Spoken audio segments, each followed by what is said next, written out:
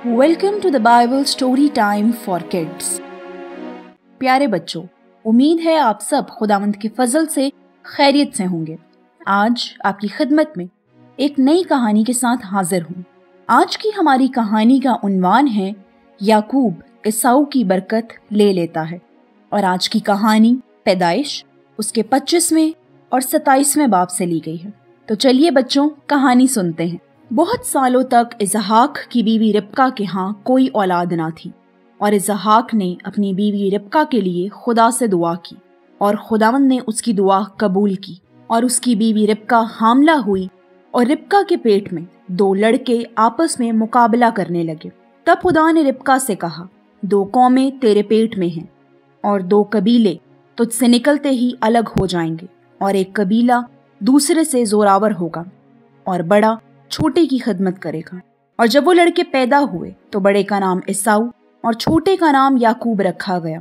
और वो लड़के बढ़े और एसाऊ शिकार में माहिर हो गया और याकूब सादा मिजाज डेरों में रहने वाला आदमी था।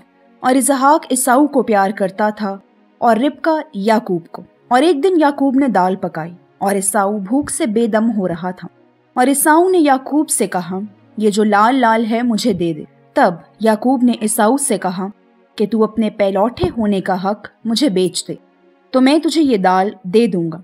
एसाऊ चूंकि भूख से बेदम हो रहा था, उसने याकूब को अपने पैलौठे होने का हक बेच दिया। तब याकूब ने रोटी और मसूर की दाल उसे दी।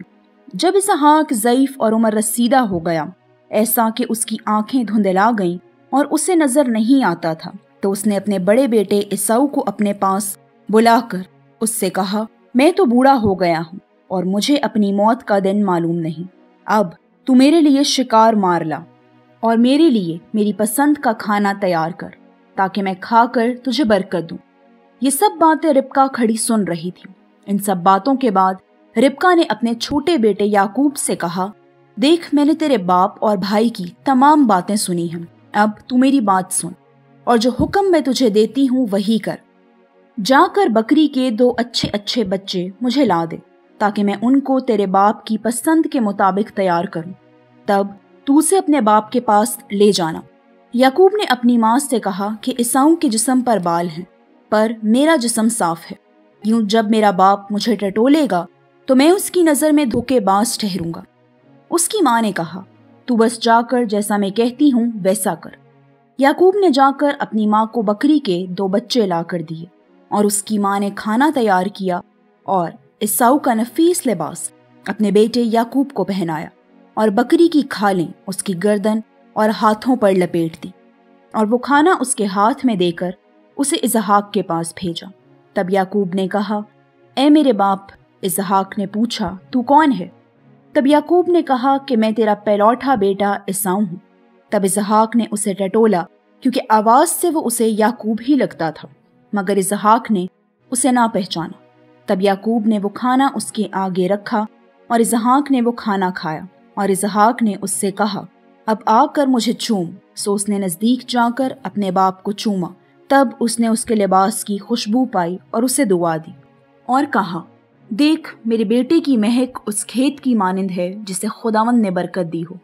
खुदा आसमान की ओस और ज़मीन की फरबही और बहुत सा अनाज और मैं तुझे बख्शे।